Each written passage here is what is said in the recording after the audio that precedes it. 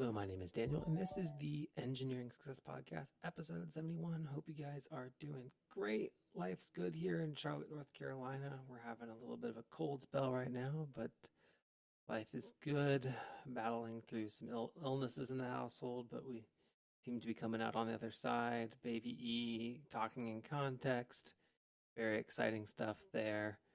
Life is good. I'm actually getting to cover a song by Evanescence, "Bring Me to Life," that I've on piano with my church band on Sunday, which is something that I've always dreamed of doing. If you don't know this about me, I grew up trained classical pianist and play in my church band, learning how to read by charts, and I get to cover a song that I've always wanted to cover. So that's very exciting, very, very exciting. So.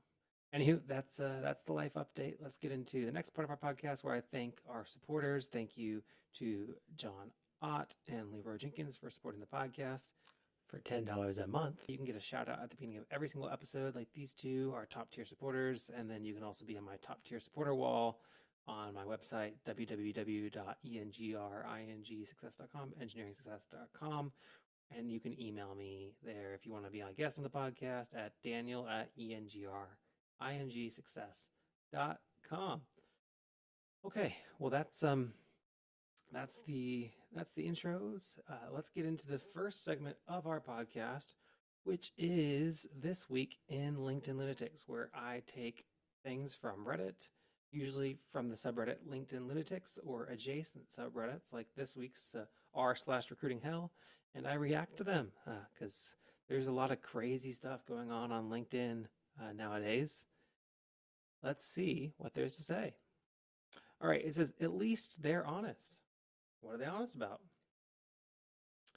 They're looking for an agile project manager and candidate profile, desired experience and qualification, experience in the delivery of projects in the agile environment.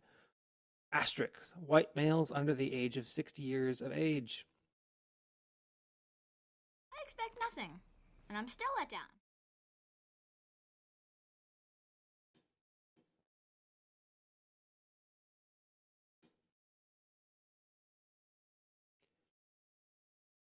Is that DEI? Oh man, that's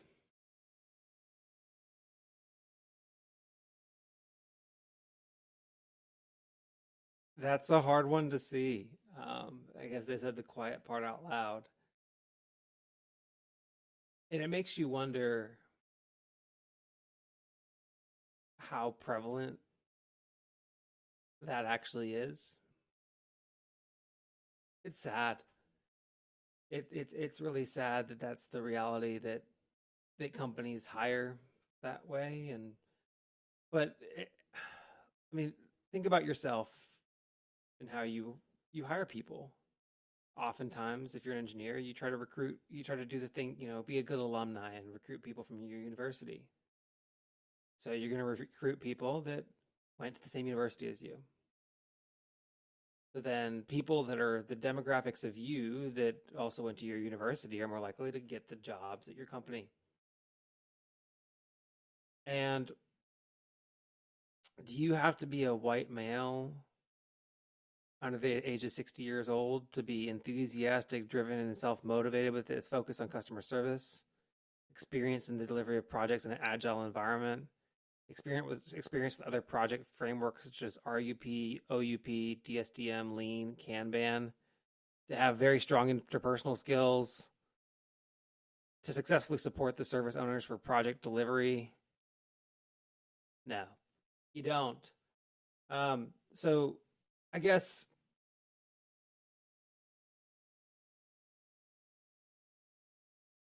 DEI is a really hot button topic right now, but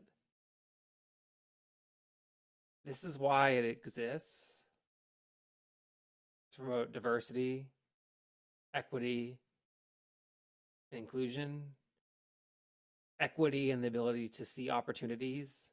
Because again, if we don't have diverse student bodies in our universities and we keep on recruiting people from our universities, then we're going to keep on recruiting the same types of people into our jobs. And then inclusion, when you include people that are different, diverse from you in your circles, then you have better outcomes. That's what the research says, is that project teams that are filled with people with diverse experiences are more productive, more successful. I don't know, it's kind of sad as somebody that has watched things that exist for a reason, like,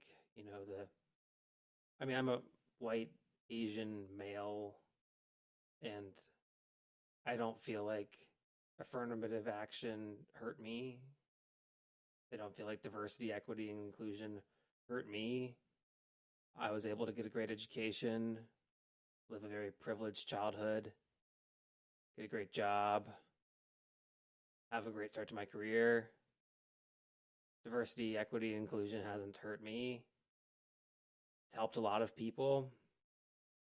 And it's just sad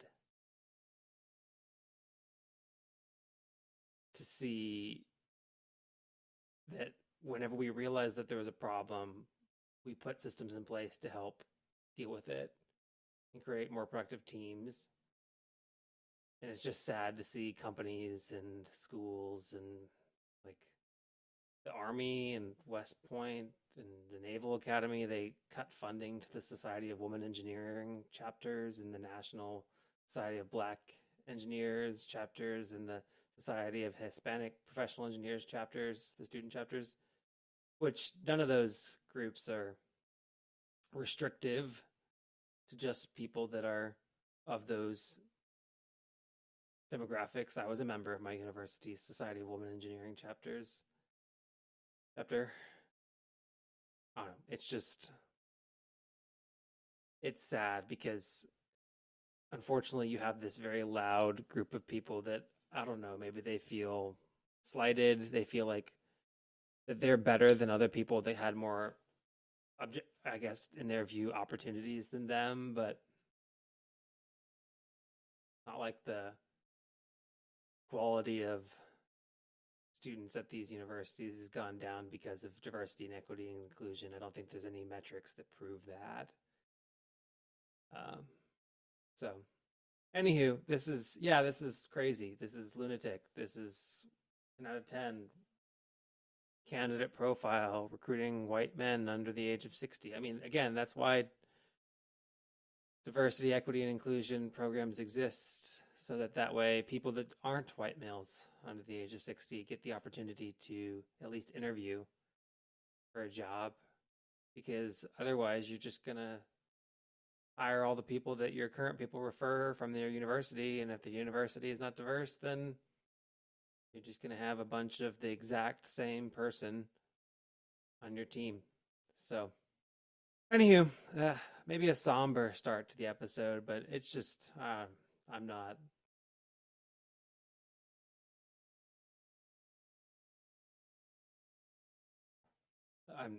not pleased with the way things are going. And we are back with the next segment of our podcast, college questions for those pursuing a college degree in engineering. So here we go. Can I still major in civil engineering if I don't personally enjoy tunnels or waterways? And they go on to say, hello, I'm a junior in high school and I'm contemplating my major. I really enjoy creating and seeing things come to life and extensively love math. So I decided I definitely want to go into some sort of engineering field. I'm thinking of doing civil engineering, since of all the things I want to design, check the infrastructure of bridges, buildings, roads, and working in teams. But I don't really enjoy waterways or tunnels that much. I'm already dreading it as I'm typing it. Is there something more similar to what I want to study, or should I just stick it out? Or is there a job I can get with a civil engineering degree that doesn't involve those types of projects? I couldn't find the career flare. Apologies. I don't know if this post may get taken down since it's almost asking for advice, but I've researched maybe not enough on Google, but it hasn't been too much use. Yeah, you can definitely major in civil engineering if you don't enjoy tunnels or waterways. In fact, at my company, there's people that specialize in tunnels. There's people that specialize in waterways. There's people that specialize in highways. And there's people that specialize in bridges. So you can get a civil, and they all have civil engineering degrees. So you can get a civil engineering degree, and then you could focus in any one of those things, or depending on the nature of the company that you work for, a combination of those things. I'm assuming that the highways and bridges folks may work together on interdisciplinary teams whenever the highway extends into a bridge.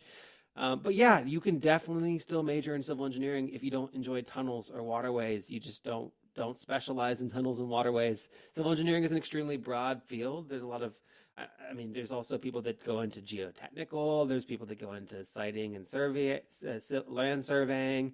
There's a lot of special subspecialties within the civil engineering career field. Maybe check out the r/civil engineering subreddit to see people that talk about that. But yeah, you can definitely major in civil engineering if you don't personally enjoy tunnels or waterways. That's a good question. It's a reasonable question for somebody that is new to pursuing the field of engineering and kind of, thinking about what engineering is. It's a good question to ask as you try to learn more about what engineering is. All right, next question is, should I change the name of my degree? Hey guys, I recently had an interview where the interview questioned the validity of my Master's of Science degree in electrical engineering because I chose not to do a master's thesis.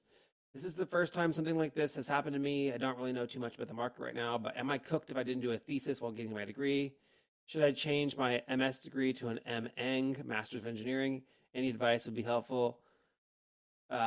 Sounds like the interviewer that you interviewed with just is persnickety and thinks that the way that they did their Masters of Science is the only way that Masters of Science degrees were awarded. But if you got a Masters of Science, then you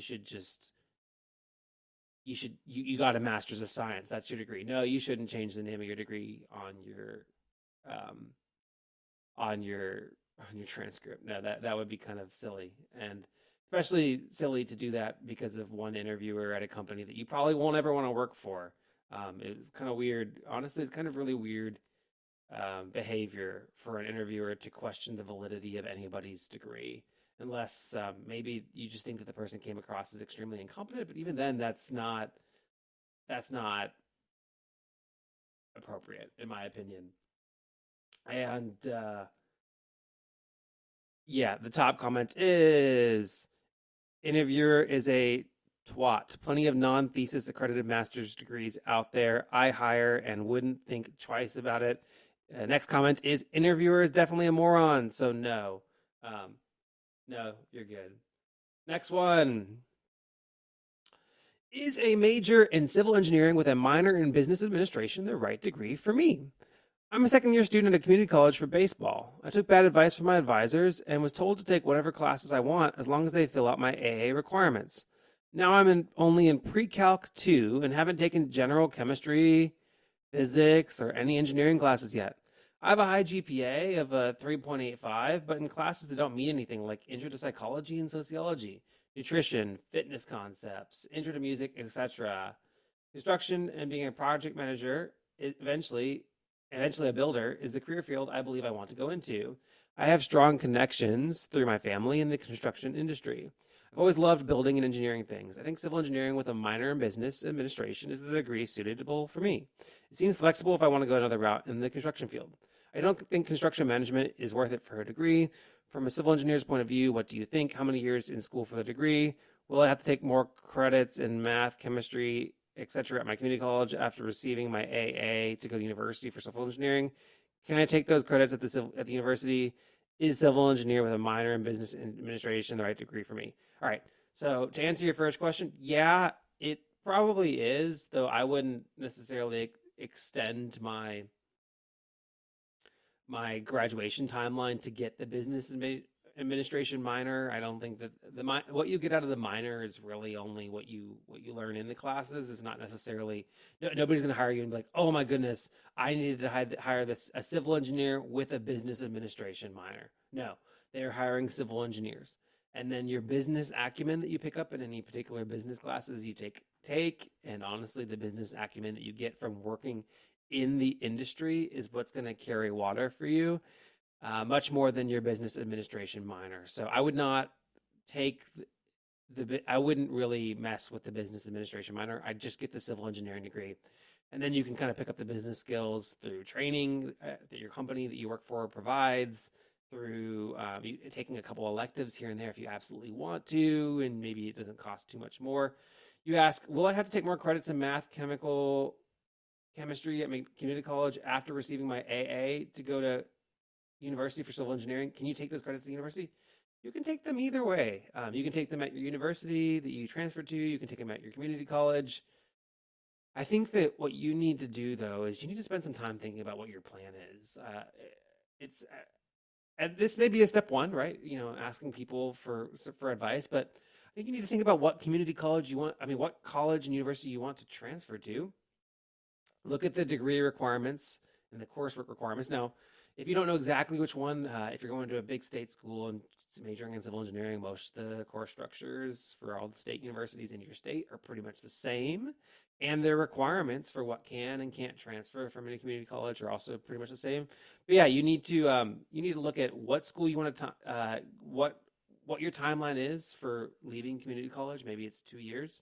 You get your AA, and see what courses you're scheduled to leave community college with. And then you need to look at the course schedule for that major, and you need to match which courses that you have already gotten. And then once you match them, you need to then review the university's website to see if they'll accept transfer credits from a community college.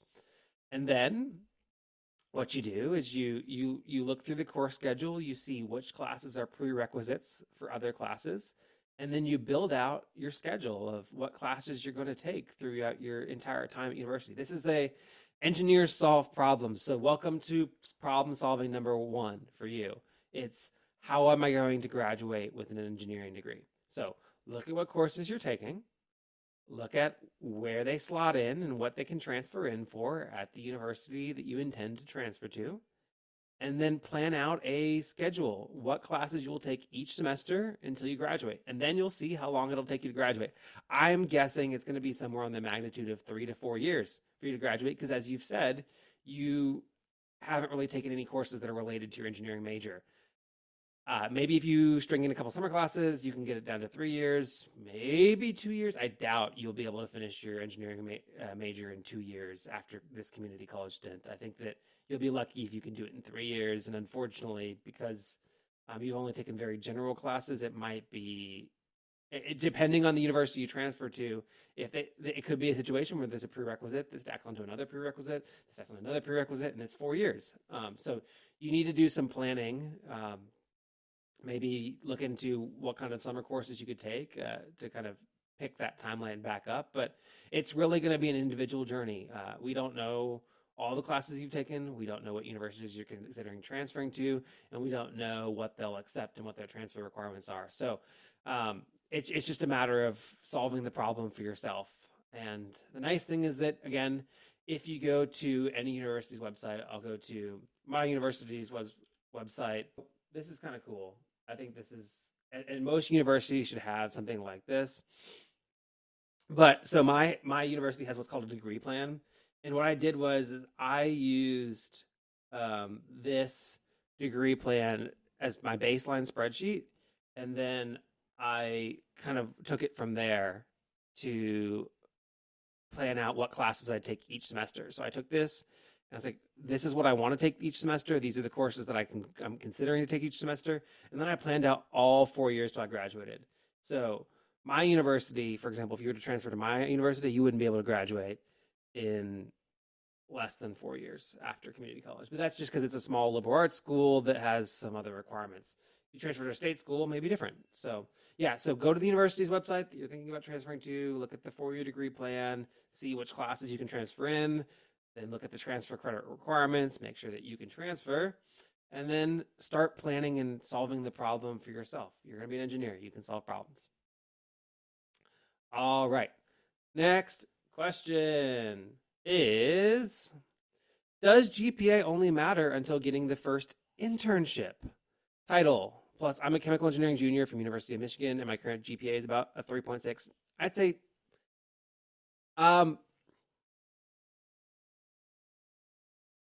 I'd say that it matters until you get your first job. Not to say that if you have a bad GPA, you can't just leave it off, but if for jobs where your GPA matters and can differentiate you, like say, for example, companies that only hire people above like a 3.5, 3.2, whatever, then they may be looking at your GPA whenever you're applying, and they'll consider that. Also, if you work for a company, some companies, you get an internship with them, they give you a return offer, but they might ask for your transcript. And if your transcript comes back horrible with horrible GPA that you slacked off, then they may say, oh, this person doesn't have the work ethic we want, and they may drop your return offer. So GPA, having a good GPA and getting your first internship does not mean that you can slack off for the rest of your college career.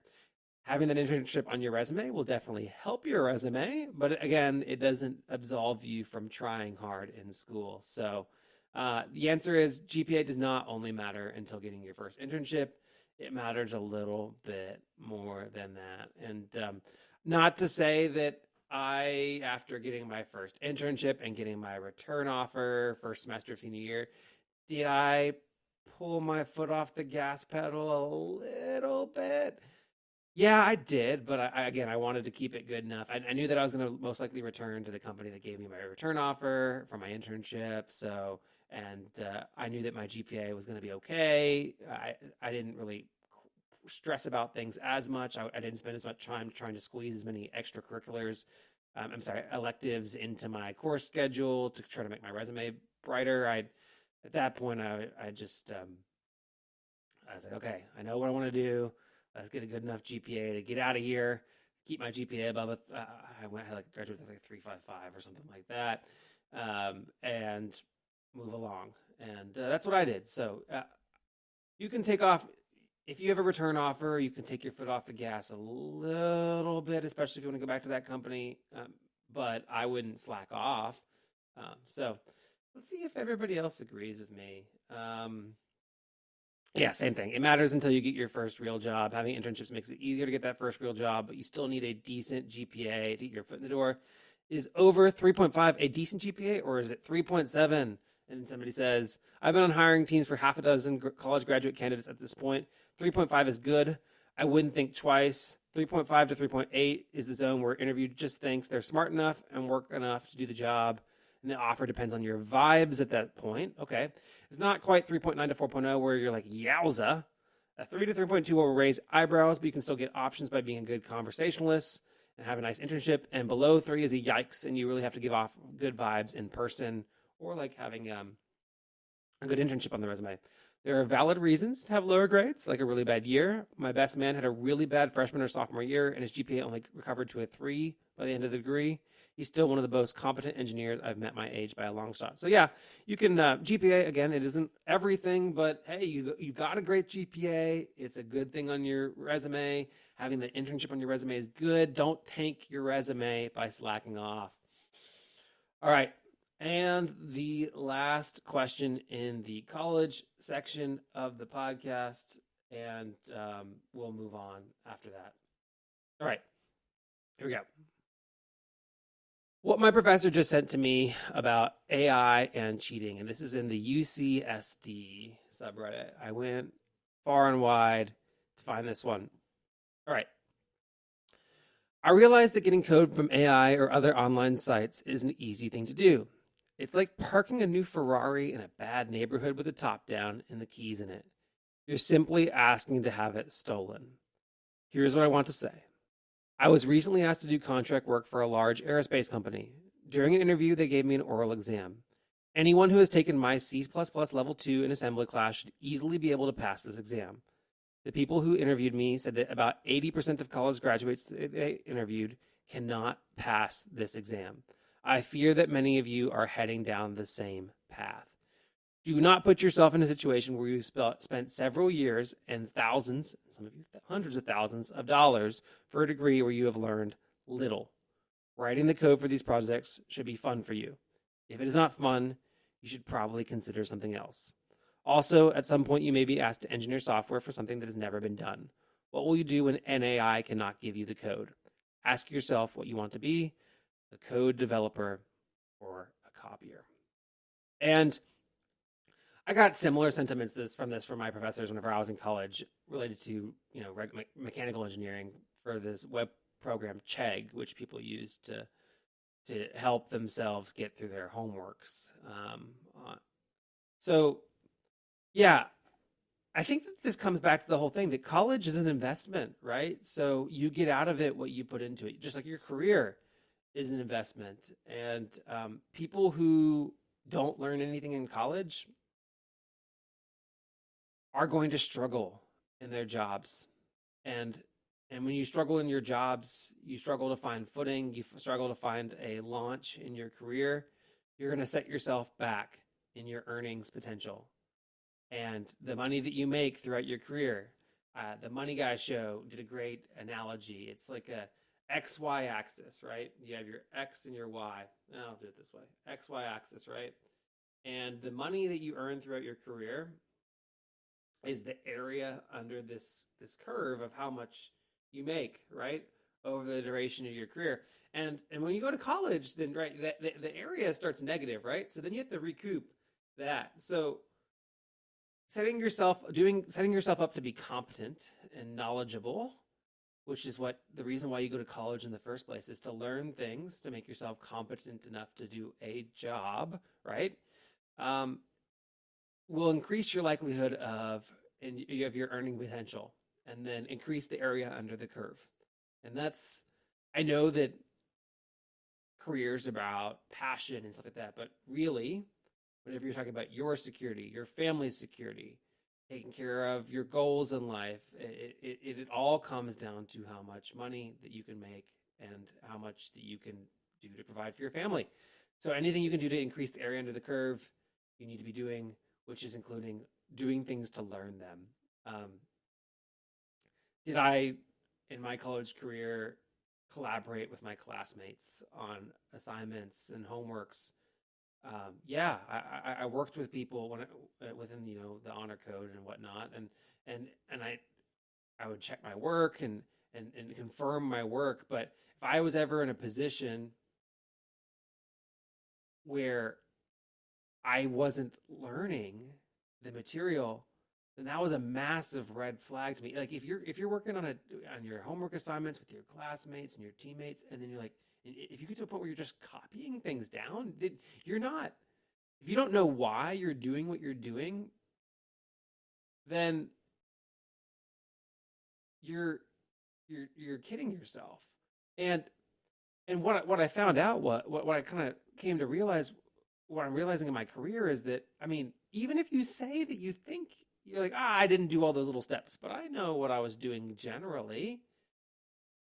It takes doing the thing. It takes doing the thing that the minutia, understanding what the details are that go into the larger, greater picture of things, so you can understand why things are done the way they are to be effective. And skipping out on the details because you just want to focus on the big picture will set you back in your career, especially whenever you're early in your career. Because if you don't understand the details of why things are done the way they're done, and you just, the output was okay, that'll lead you as a software engineer to build bad code, right? Because if you're like, input, I don't know, output, good, yay. And then what happens whenever you have a bug? And then you don't know what the problem is. Are you going to just ask ChatGPT to solve your bugs for you? Or even, in my job, early on in my role, I have project controls people supporting me, and I asked for reports, and I was getting outputs that were good, and just trying to drink through the fire hose of a bunch of different things in my job. I just kind of accepted the outputs as true, and outputs are good. This is generally what I want. Good. And then I got my first question, right?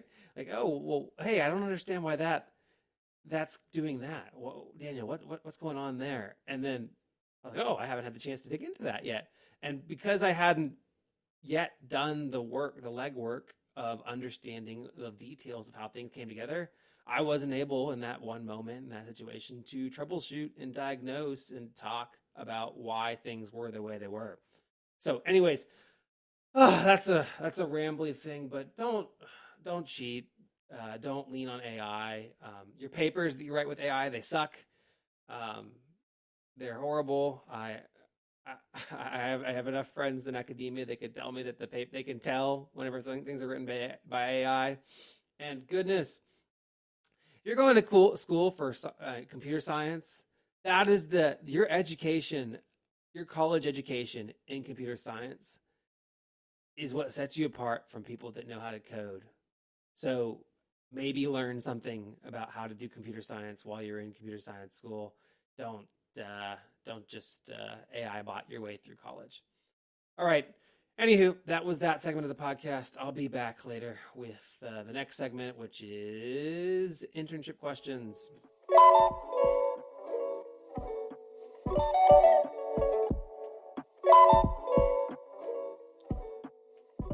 All right, and we're back with our internship advice. The question is, for interns, is must be self-driven, able to work independently, a red flag? And the post was deleted by the OP. So they go on to say, I had a poor experience with my last internship. As the only intern on site, I had my projects and guidance from my mentor at first, but he was incredibly busy. I usually had to work on them alone. As a second year chemical engineering student, I didn't really get what I was doing. I was always told I could ask for help, but others in the facility didn't always know enough to help. It was a really small factory, but part of a bigger company, for context. I constantly felt clueless and like I needed help that I wasn't getting, but asking 1,000 questions made me feel incompetent. For the last few things I left, I just couldn't push them all the way, and my mentor's consistent absence didn't help. I also didn't really enjoy the work, to be fair. It was very mechanical engineering adjacent, and I hated the factory. They hadn't had interns for a while due to COVID, and he was kind of young, so he didn't have a ton of experience with interns. What I pieced together about the last guy was that no one really knew him. They remembered he was tall and spent most of every day redoing the database at his computer alone. So for listings that advertise independence, self-starter, etc., is that a red flag? Or was this an abnormal experience? I really haven't had that kind of coursework that includes high-level labs, detailed flow diagrams, or anything of the sort. It makes me think that'd be a restricting factor, if anything. I'm really scared of landing an internship only to repeat history. A lot of listings are vague about projects, say, must be able to work with minimal supervision, independently driven, and such. Okay, so the first question is, must be self-driven, able to work independently, a red flag? No, not at all. I think that you hire engineers to solve problems, and you need your engineers to be self-driven and motivated to solve problems, to be a successful engineer and to grow as an engineer. And they need to do it independently. You hire an engineer to solve problems. You don't hire them to be required to be handheld the entire time. That being said, your second question was, or was this an abnormal experience? I think it's a mixed bag. Internships are different. Jobs are different. Some companies have more structured internship programs. Some companies have projects in mind for their interns. Some projects integrate their interns into the flow of active projects.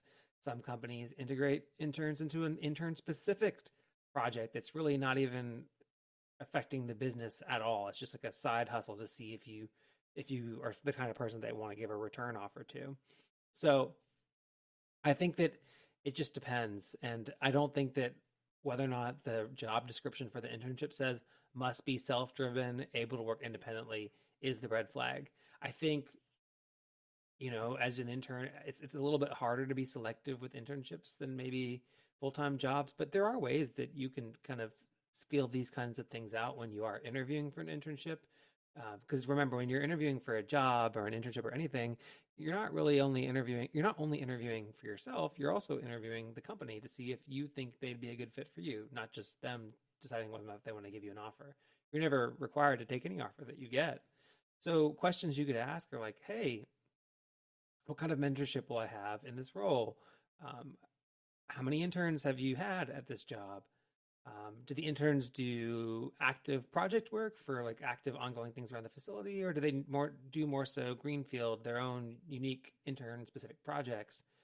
My internship that I did my junior year of college is a very structured internship program, and about 30% of my time was spent doing an intern specific project, and the rest of my time was spent doing active project work and helping out around the office. So it was a mixed bag for me. But again, every internship's different. And I think that based on your experience, maybe you could think of some tactful ways to ask questions whenever you are interviewing for your next round of internships to kind of feel out the place and see if it's related to you. That being said, you said you constantly felt clueless and like you needed help that you weren't getting, but asking 1,000 questions made me feel incompetent. Yeah, I mean, that's pretty normal. I mean, nobody really expects an intern to really come in and solve all their problems. If a company is relying on the contributions of an intern to keep the company alive, most likely an intern that they only get for the entire summer, that's not a very successful company. So they probably don't. The internship really is more of a recruitment type thing, right? Trying to find really good people to come work for the company. And they get an entire summer basically to interview you before deciding to give you a full-time job. And then maybe if they get a little bit out of you, that's ideal. But you said you felt like you were asking 1,000 questions. I know that's probably an exaggeration, but a good bit of advice for you is to maybe have a conversation with your mentor. I know that they said they were constantly absent. They were probably overworked, is what they were, and they didn't really budget the time to really take care of an intern, which is unfortunate. It's not the case for some of the people that I work with. I actually talk to people and they say, "Oh, I can't take an intern because I don't have the time to give them a good experience." That's what my coworkers say when they talk about interns. For you, I mean, a conversation that I would have with my manager early on whenever I realized that he was pretty absent is like, "Hey, what's the best way for me to get support with you?" And then schedule a recurring, maybe weekly one-on-one or even like a daily or every other day stand-up meeting with your mentor, so that way like a 15-minute just check in every single day where you have it on the calendar that you guys are checking in about what you're working on. If you structure things right, if you have like a structured time to ask questions, then that will make things really, I think, easier to get that kind of information out of your mentor. So you're kind of managing your manager, right? I remember my first internship that I had, I got the feedback, and this was some really good feedback from a really good manager. Thank you, Nathan, for being this person in my life. But I constantly was peppering him with little questions all the time. And some of the questions were questions that I already asked him before. So he kind of just like, he said, "Hey, stop, Daniel, stop. I need you to be more thoughtful about how you approach me for questions." I was like, "Oh, like I need you to be more respectful of my time." And maybe he didn't say it this way, but that's the way I took it, right?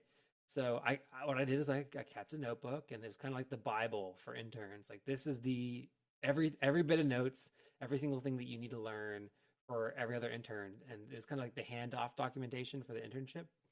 And as part of that, I just kept all my notes, organized them, kept them very organized. And then when something came up that wasn't in my Bible, I jot it down, and then whenever I saw that he was available for questions, like he was like kind of in a lull, and he wasn't in the middle of something, then I say, "Hey, Nathan, I've tried these things. I'm stuck." That was the other thing. When I first started asking him questions, he'd be like, "Well, what did you try?" I'm like, "Nothing." And I was like, "Oh." So what I'm saying is take good notes, collect your questions. Don't try to pepper your manager with questions all the time. And also, whenever you do ask the questions, make sure that you've actually tried to solve the problem, because again, you're the aspiring engineer, right? You're the one that's going to be the problem solver. So you need to take the time, show that you've tried to solve the problem, and then obviously if you're stuck, then go ask for help. So, but no, being self-driven, able to work independently in a job description is not a red flag. And was your experience abnormal? No. Was it like the ideal perfect experience? No. There's better ones out there, but it was a pretty normal experience whenever, as far as internships go. Will this hurt my career? I'm a freshman general engineering student at Texas A&M. I'm planning to apply for chemical engineering at the end of this semester.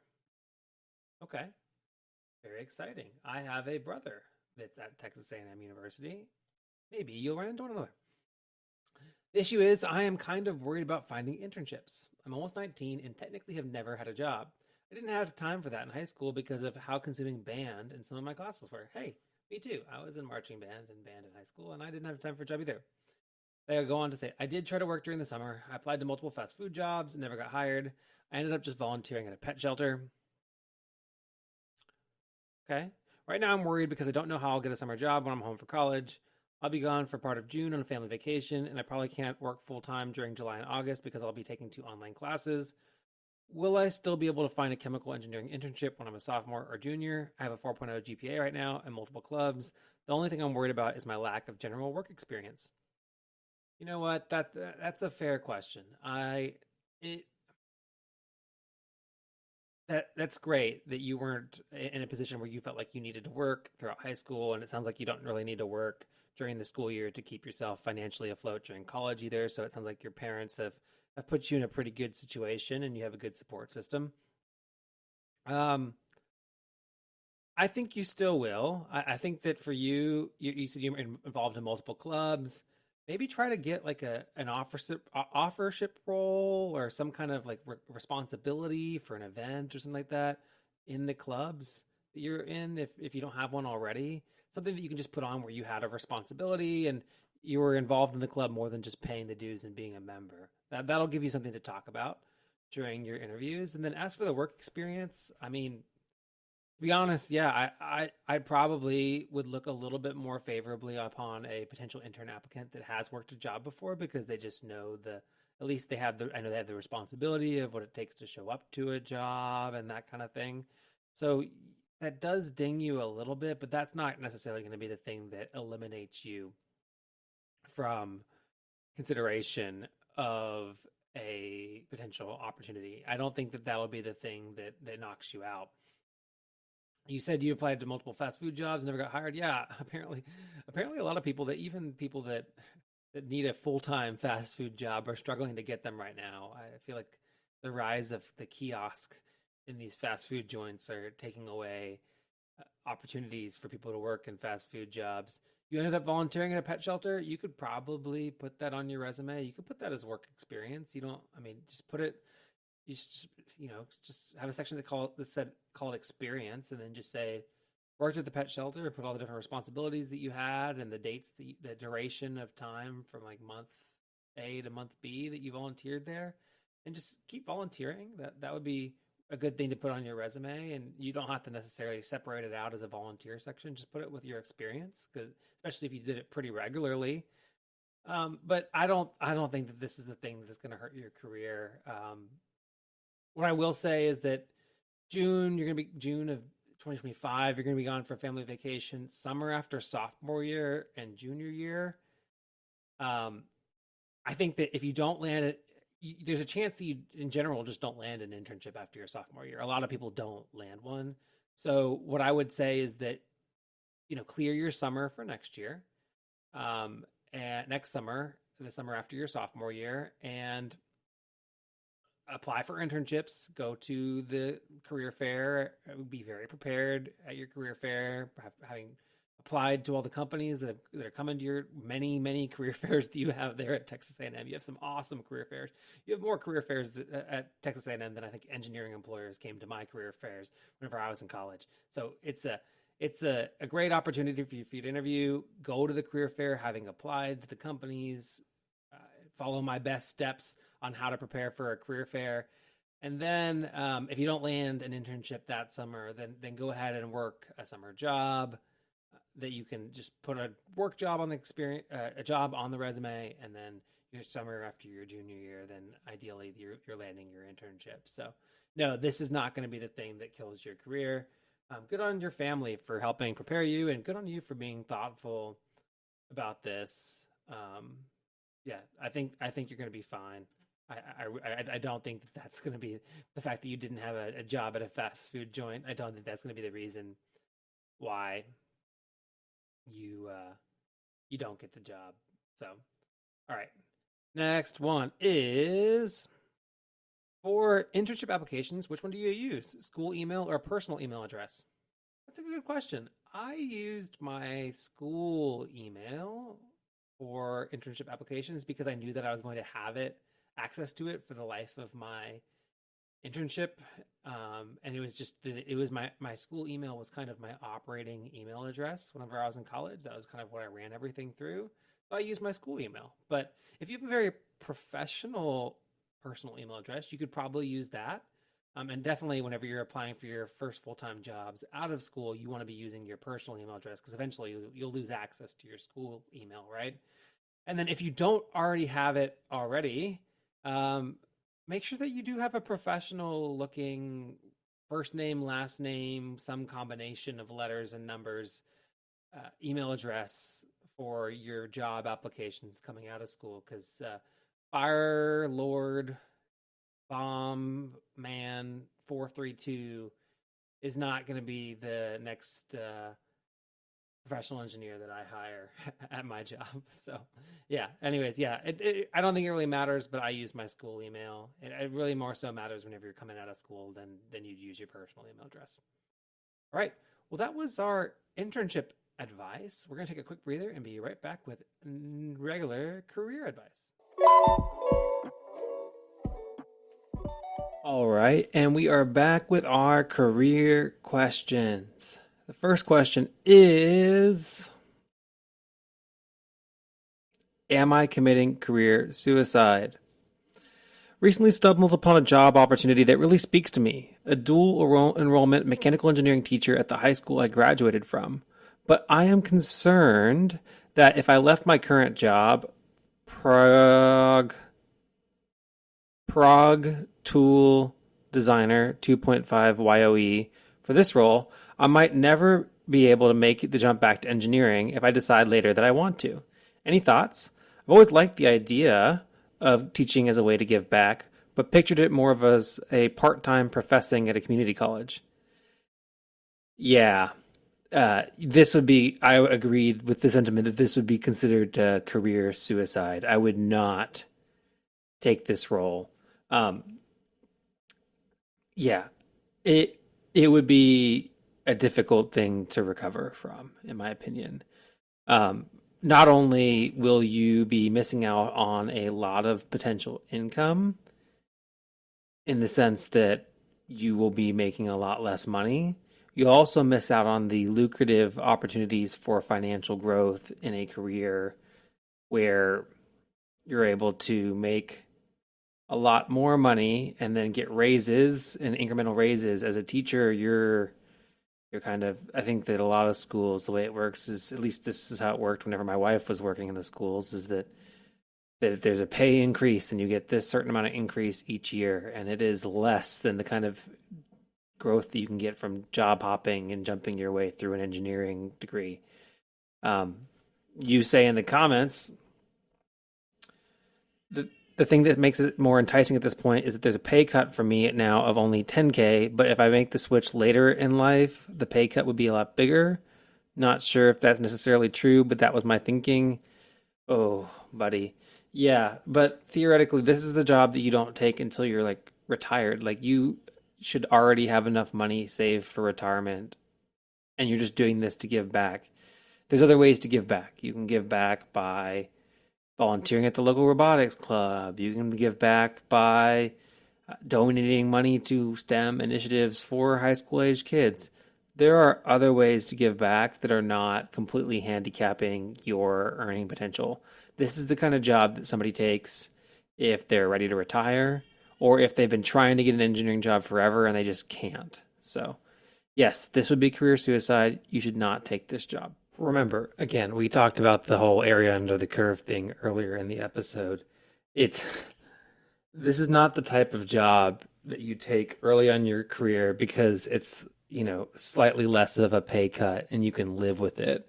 This is the kind of job that you take whenever you've already achieved all your other financial goals. You invested so much time and money and effort into getting the engineering degree. You should not be leaving the engineering industry and all the opportunities for growth in that industry to go back into the schools unless you are financially independent. Really. It's just, I know it sounds tempting, but there are other ways you can give back. You can volunteer, you can serve. There's other ways you can help young engineers get to the next step in their career. All right, next question is normalize quitting without advance notice? And they go on to say, I quit. I am terminating my employment at blank, effective immediately. I've accepted an offer for a senior engineer position at a better company. Please let the rest of the team know that it is a pleasure working with them. My keycard and bathroom key are under my keyboard. Happy Friday. To blank, blank, blank, and 3 more. No, I don't think we should normalize that, to be honest. That's just, I know that you're saying that you don't care, you don't ever want to work with that company again, and you don't mind burning the bridge with that company, but look at that. Please let the rest of the team know it was a pleasure working with them. So there's people there that that you enjoyed working with, that you might want to keep a relationship with. Now all those people have to deal with the fact that you left without any notice, no turnover plan, no coverage, no documentation. Now all those people have to deal with that, and you may be applying for another job at another company one day, and they will say, hey, no, that person left without any notice, and it really made my life hard. I don't want to work with them.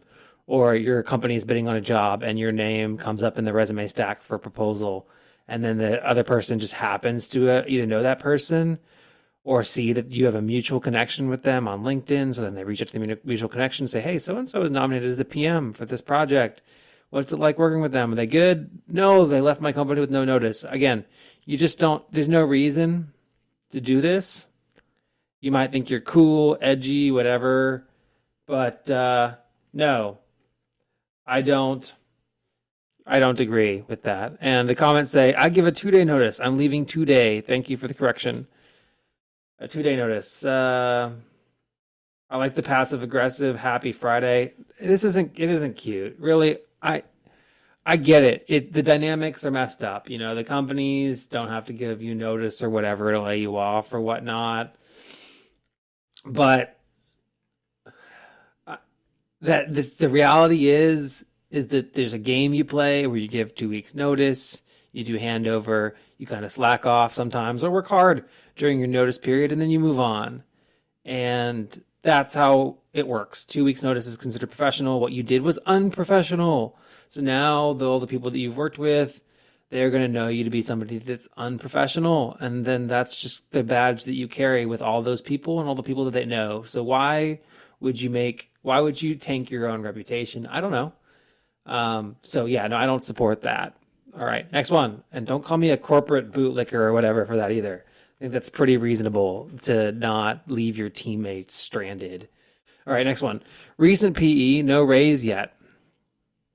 You go on to say, I started a new job recently back in November of 2024. I also recently passed my FE and obtained my license just a week or two ago. My company/managers are all aware of this, but no one has said anything about getting a raise or anything like that. From what I've heard on Reddit and from my friends, most companies automatically give a raise when someone becomes a PE, but in my case, it hasn't happened yet, and I'm still fairly new here and still doing onboarding. This is January of 2025. So I'm not sure if I should ask for this one soon or wait it out. In my opinion, my salary should be going up to match what a PE should make, but I'm still conflicted. Any thoughts or opinions? Thanks. Yeah, so I think that you should just ask your manager. You just can't. People have other jobs and other responsibilities, and again, you are the biggest indicator of your own compensation. You're the biggest indicator of your responsibilities, and you are the biggest indicator of your own career growth. So just say, "Hey, manager, I got my PE. What kind of salary increases does the company do for people that get a PE?" At some companies, it's a bonus. At some companies, it's a raise. The only thing that I think that might tank this a little bit is you started in November 2024, you got your PE and got your license, and this is January of 2025. Here's a question. Was you getting your PE within a couple years, a couple months of starting at the company, kind of a condition of your employment? Like, was it expected that you would go ahead and get your PE to qualify for the job? Because there's a chance that they're like, yeah, you said that we'd hire you, and you said that you get your PE within a couple months of getting your job, and that's it. There is a chance that that's the case, but I do think that you should get a little bit of a salary bump once you do get your PE, especially if you're doing a role that requires a PE. So a salary bump or bonus, whatever your company does. Yeah, those are things that are those are things. Those are things that happen. You get a PE and you get a raise. So instead of sitting around and waiting for it, you should bring it up and ask. Let's go to the comments. Comments say, just ask your manager what the company does for PE licenses in the way of compensation. My firm does a bonus, but only occasionally does a raise on the spot. Frustrating, but whatever. Next one is, now that you have your PE, any company will want you and will hire you. If your current role won't give you a raise, time to shop around and look for a new job. Yeah, you just got there like 3 months ago. But this is the one I'm concerned about. You're just hired and didn't negotiate a pay bump for getting your PE. You likely aren't getting anything. I doubt you'll see a raise until the end of 2025. Yeah, I mean that's the one thing. That's the one scenario that I'm a little bit concerned about is if that wasn't, if it was kind of just expected that you get your PE soon after starting the job, then you might be SOL. So, all right. Again, you are the person that controls how conversations around your compensation happen. You have to be the one that leads those conversations. And in that same vein, let's go to the next question. Is it better to ask for a raise in the meeting regarding your annual salary increase or before? Ooh, interesting question. Let's go to the rest of the question. I am 4 years into my career making around $45,000 currently. Oh, this is r/career advice. Okay, this is not an engineering career, but this is okay. I was saying 4-year engineer, but making $45,000. Okay, and I'm hoping to get closer to $60,000. I know I can find more money elsewhere, but I love my job and the benefits are really great. I don't want to regret leaving either, so I think it's worth a shot. I know I'll probably get a 3% raise for the annual with a 3 to 6% bonus opportunity, but I'm considering asking for more. Yeah, though 50% more or 30% more, it's going to be hard to get you to 60K. All right. Honestly, inflation has not made this easy. You're right. I live in a high cost of living area and you're making $45,000. High cost of living. Oh goodness. And trying to save for a home and children is next to impossible. Yeah, no, it is impossible. It's making me sad and anxious. After retirement and insurance, I bring home a little over $2,000 a month gross. Half of that goes straight to my rent. I'm only putting 7% into my 401k too because I cannot afford to put in more. I'm debating whether it makes more sense to bring this up in my annual meeting regarding my salary increase, or if I could send an email before to see if my director can meet with me, looking for any input. Thanks in advance. Ooh, yeah. I think that you see your director, is that your direct manager or just your boss? If that is your boss, I hope that you're having more regular check-ins than your annual meeting. So at whatever your next check-in is, then you should be bringing it up then. And if you don't have a check-in between now and the annual meeting, you should probably just schedule a check-in and say, hey boss, here's where I'm at. This is what I'm expecting and going for whenever it comes to salary increases. Can we talk about it, see how close we can get to that between the now and the annual meeting?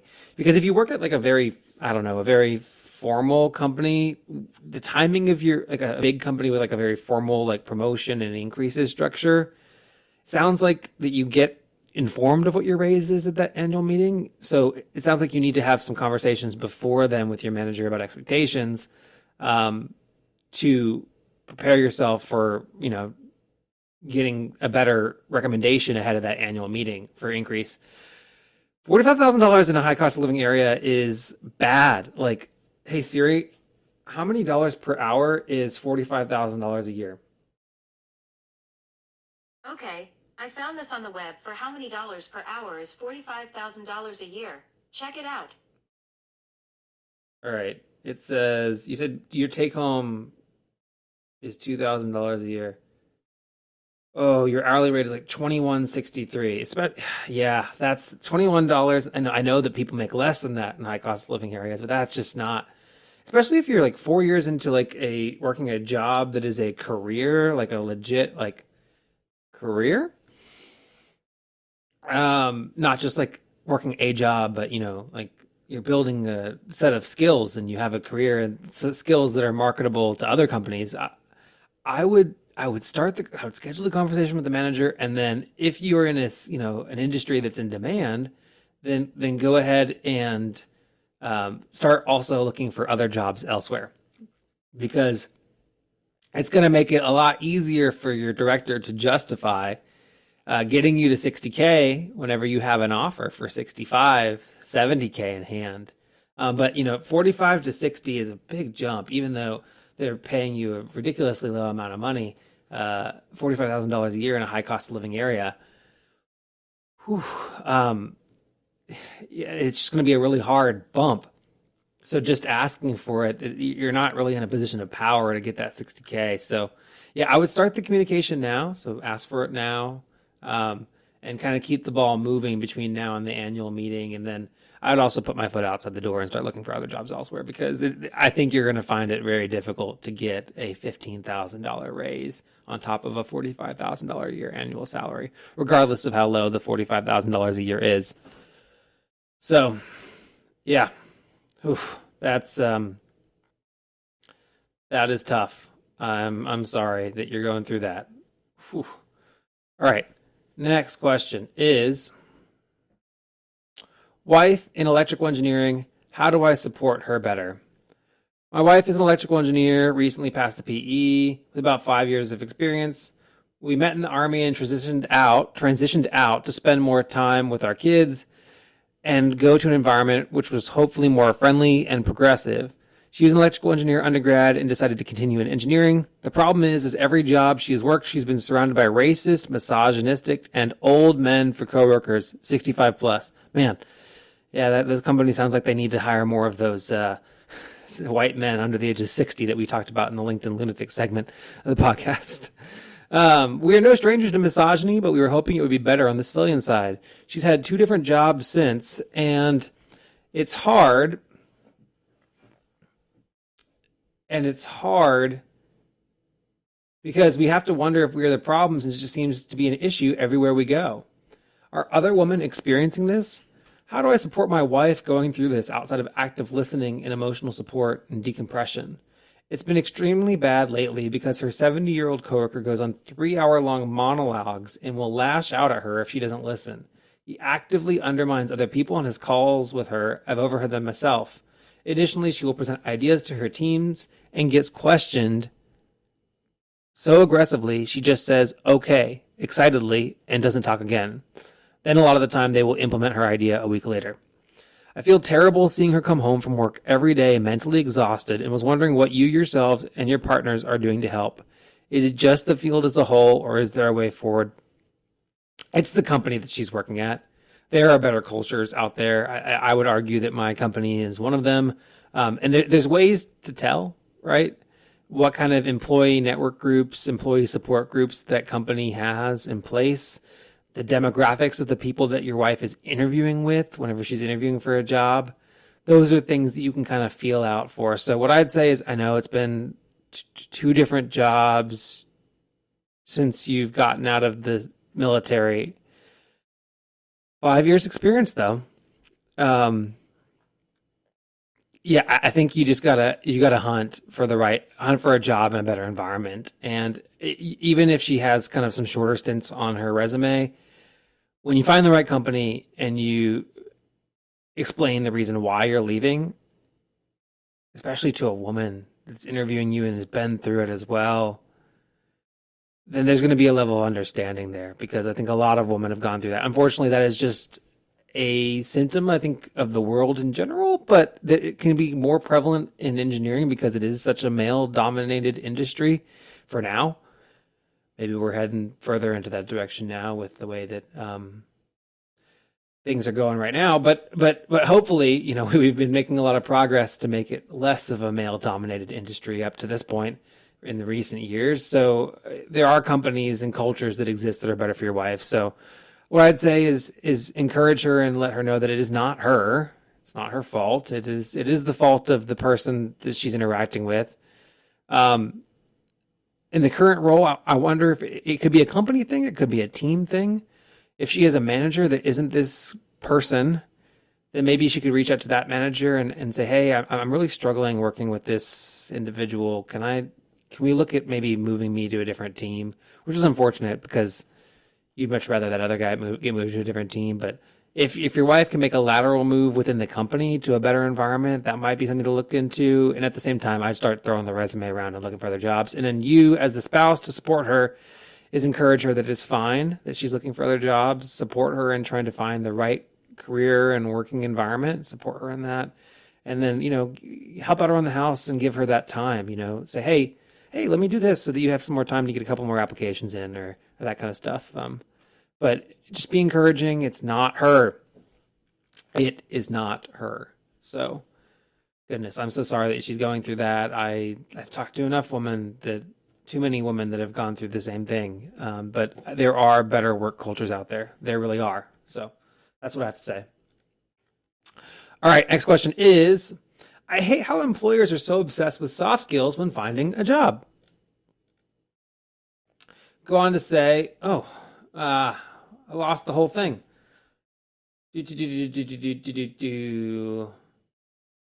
All right, so I don't actually have the original question, but I do have my original response. So I said, lots to unpack here. College by nature is very social. Lots of people in the same place, sometimes living in the same spaces. Group projects. The workplace is also a very social space. Soft skills are critical. The manner in which you deliver information is important. To be successful in the professional world, you need to be able to work on teams of people and influence other people to help you achieve whatever the objective of your role is. Based on your post, it does sound like you're neurodivergent, and maybe this kind of thing is difficult for you. Okay, I don't remember what made me think that that's the case, but apparently I thought that was the case. Maybe that's a bad thing for me to assume. I hope you recognize that this is important, and while you don't have to be an extreme extrovert or the master of soft skills, having some soft skills is critical to be successful, and your ability to navigate the workplace with tact will correlate to your career success. If you're not in therapy, I suggest considering therapy to work through your aversion to developing soft skills, and your therapist may be able to refer you to other programs where you can develop your soft skills. Also, if you have any personal hobbies or interests, putting yourself in scenarios with other people with the same interests and hobbies is a great way to socialize. So OP was struggling with socialization in general. And I went on to say, OP, I realize you were venting, but I hope my comment is helpful and wish you the best of luck in your career. Somehow that got downvoted. And then other people say, companies want to be sure that the people they hire can communicate and work well as a part of a team, and I'm sure college coursework includes team projects, which help build negotiation skills, peer reviewing, and taking responsibilities. I'd use that experience when discussing soft skills. So, yeah, it stinks to run into, I guess, something. Hey, if you're not an extrovert and you don't get energy out of communicating and talking to people, that's rough. But demonstrating soft skills is important because, again, people need people that are willing to be a good team member. So just demonstrating. The big thing I think that you can talk about in the interviews, if people are hitting on soft skills, is just talk about sometimes that you've worked really well as a part of a team in one of your school projects, or maybe one of your personal hobbies, something that you were working on with your friends. Maybe you were playing a board game or like doing like a canoeing or something fun like that. And like, hey, we were canoeing and we did this together, and that was a good time especially if you're early in your career, you can come up with like a example like that. Once you get into your career, then you can talk about the dynamics that you've managed within your career environment. But yeah, soft skills are important. I'm sorry that it's an extrovert's world in many ways, but not all extroverts are good at soft skills, by the way. There are plenty of extroverts that really struggle at being effective communicators. Some of them get on podcasts and ramble for extended periods of time, and then they don't have a coherent thought after that. I wonder who those people are. All right. Next one. I had to pass up. Employer wanted a 1-hour job shadow for the second round interview. I just had to pass up what I thought was a solid opportunity because this company wanted me to come in and do a job shadow for an hour as part of their interview process. To make matters worse, the recruiter started pushing back and arguing when she didn't like that I said no. Sorry, not sorry. This says a lot about the recruiting process and not a good way. No wonder this position is open. If you ask me, it sounds like unpaid work. In my last sales role, the virtual job shadowing I did happened after I completed training. Well, okay. Well, first of all, this is a second round interview, right? So you had a recruiter screening. Now you're going to go interview with the team. How long is your interview going to be with the hiring manager? Approximately an hour. All right. So they're giving you an hour to go shadow the hiring manager. Is it really a difference in the use of your time? You said you're shadowing. You said it sounds like unpaid work. What about you shadowing and following somebody through their day-to-day is unpaid work? No, this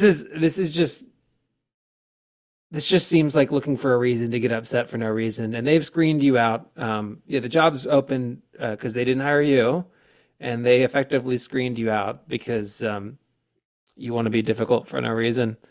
Now I can understand if you already have a current job, why, openly shadowing somebody working with another company, like another third party outside of that company. If it's sales, if you're following them on a sales call, that could be a little bit confusing because you're not an employee of that company and you may have a current job. So you wouldn't want to do anything outward facing, but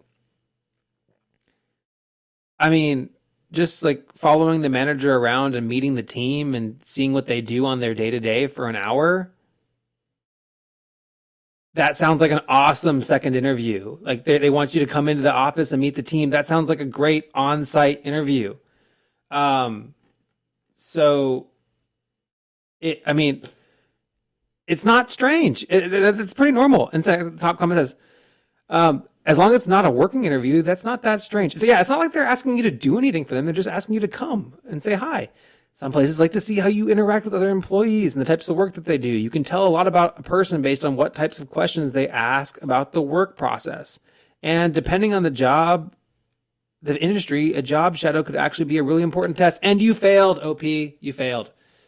You failed because you were unwilling to even go in and do the shadow. So, no, this is not unreasonable. Maybe I should have done this in the LinkedIn Lunatics section of the podcast, but no, it's not unusual for a shadow. I know whenever I was interviewing for my last job, I got to go do an on-site interview, and then I got to go around to meet the team for like 15 minutes, and that was great. I got to ask them about what they do and what their role is and what their day-to-day is and see how I interact with them and what kind of support and tools and team members I'd have. And that was really good. It was very valuable for me in deciding whether or not I wanted to take the job. So, yeah, different employers have different hiring practices. So I don't know what to say for you. All right. Last question of them all is thoughts on co-ed business trips. I work for a smaller company and we often need to travel for site visits, as-built, or career fairs. Plenty of the time we wind up sending 2 employees, usually a lead and a younger team member who is learning. Since our company is about 50-50 male and female, a lot of these trips are co-ed. I've never really thought much of it before. Recently, a female employee asked if we could send an additional female on a trip she was scheduled on because she wasn't totally comfortable spending the whole day with a male. She claimed it had little to do with the specific person, and I believe her. So far, I've only asked one other professional who said he was surprised my company did co-ed trips, that his doesn't at all. So now I'm wondering if there's an industry norm I didn't know about. What are you used to seeing? They're not staying in the same hotel room. They better not be.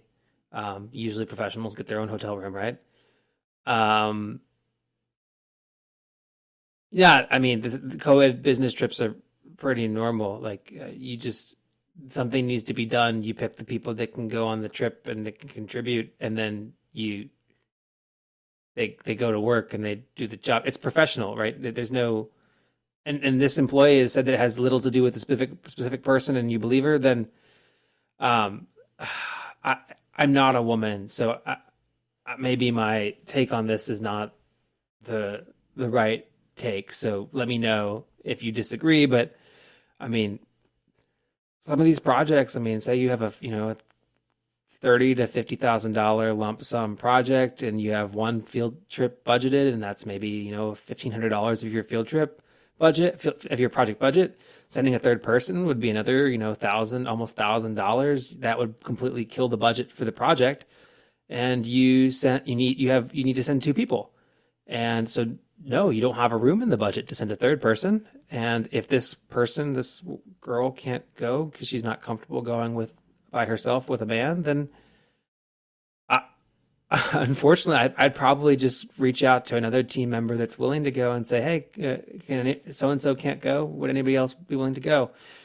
And that's really unfortunate. I mean, that sucks, but I think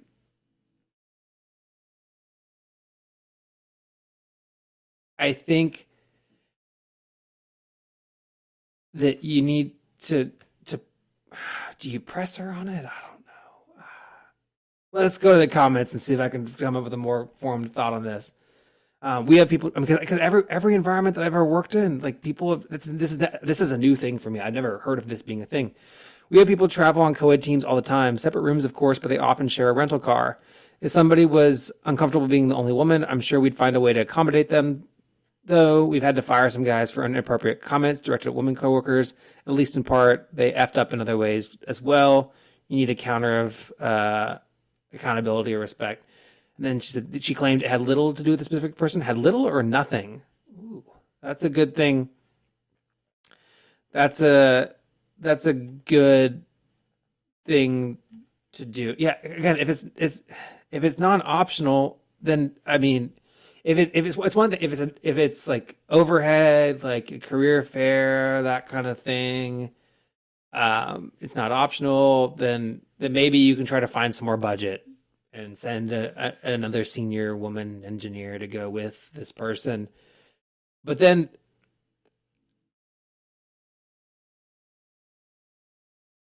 I would have a follow-up conversation with the girl and say, hey, like, can we talk about this a little bit more? Like, are you sure you say it has little to do with this person? Is it little to do? Is it nothing to do? Like, did something happen? Can you be honest with me here? Like, and kind of root out the issue, because if the issue is that she's gotten some uncomfortable comments from that person, then I'm gonna accommodate her, right? And then I'm going to deal with it with my leadership on the back end of that. I think I wouldn't want to punish her for sharing that she had a legitimate concern for a legitimate reason. But if it's just that, like, she in general will never travel without another woman on the business trip, then I don't think that that's a reasonable expectation. I mean, what if you're traveling alone? Do you need another,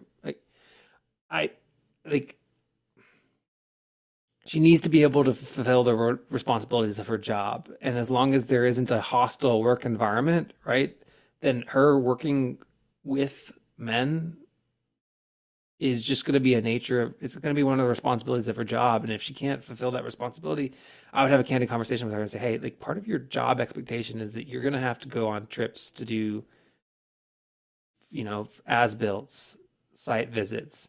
And the reality is that we send two people to do these things. And if we send a third person and we price it up for a third person, we're not going to be competitive. We're going to lose the work. And if we can't send you every single time that there isn't a senior woman, then you're going to miss out on opportunities to go on site visits and learn. And it's not because we're unwilling to accommodate you. It's just because that you're not able to fulfill a responsibility and part of your job. This might be controversial, but I don't think that that's something that is a reasonable thing. I think that Also, maybe setting her up with your employee assistance program and saying, hey, I think that you have, just connect her to the employee assistance program, and then maybe they might connect her to like therapy or a therapist that might kind of help her talk through and work through that, whatever anxiety that she has that prevents her from being willing to work with other men in general. But I'm wondering in this case if there actually was something that happened. I would be more surprised. I'd be less surprised than anything that if there was anything. I wouldn't be surprised to hear if something had happened, and maybe she just doesn't want to be the one that brings it up and get retaliation. Maybe the guy just gives her the ick. And she doesn't want to say that. I mean, that could be the case, but if that's not the case, then you gotta have a serious conversation with her about like what the expectations of her role is. So, all right, on that controversial note, I'm gonna send this episode to all the woman engineers that I know that are in the audience, and maybe you guys can help me chime in on this. And maybe we'll do a follow up. To this on the next episode of the podcast, because that's a really good one. 12 sleepless hours later. The reality is, and if you're watching on video, you can see that I've changed clothes, and I spent last night talking to some woman that I trust, and thinking about this is that what I would say is he's expected to be a professional, as are you. You are both expected to be professionals. If he's not been a professional, I need to know. Because I need to know why I can't send two professionals to do a job that I'm paying two professionals to do. And if it just is that she's not comfortable, then I'd say, hey, the expectation of your role is that in a safe and professional environment, you're going to go out on site visits. And if you don't, then I'm going to find somebody else. And it's not a you thing. It's I need two people to do this job. So if there is not anything that he's done to make you feel uncomfortable, then we're going to need to work through this. Because if you keep on having to pay three people to do a job for two people, are you going to be successful in business? Probably not. And she is going to have to learn how to work with men in her career. That is, being somewhere with a man for an entire day, her and the man out at a site. If that is, and there are so many other things that come through this. She might have a significant other that's controlling. She might have and maybe some people that haven't grown up in a household where their family members are professionals, or their partner that they're dating hasn't grown up in a household where their family members are professionals. Maybe they don't get that, and there might be outside circumstances, but the reality is to fulfill the responsibilities of her job, she needs to be a professional. To fulfill the responsibility of his job, the other person needs to be a professional too. And this is just an aspect of professionalism. So, all right, guys. Well, that was this episode of Engineering Success. I hope you guys enjoyed it. If you liked it, share it. Let me know. Leave a comment on Spotify and the YouTube comments. Share the video with somebody that you think would enjoy the podcast. And if you're looking to be a guest on the podcast, shoot me an email at daniel@engringsuccess.com. I'll catch you in the next one. Thank you so much. Miscommunicating, I'm miscommunicating. I just made a pilot, then they threw me on the stations. Now I'm not complaining, My thoughts get complicated, I cannot explain in layman's. Never losing focus because I ain't chasing payments. Still playing in the basement while I'm working on arrangements. They heard the kid in 50 countries, thank God that's amazing. But I'd rather thank Spotify, they put me on the station.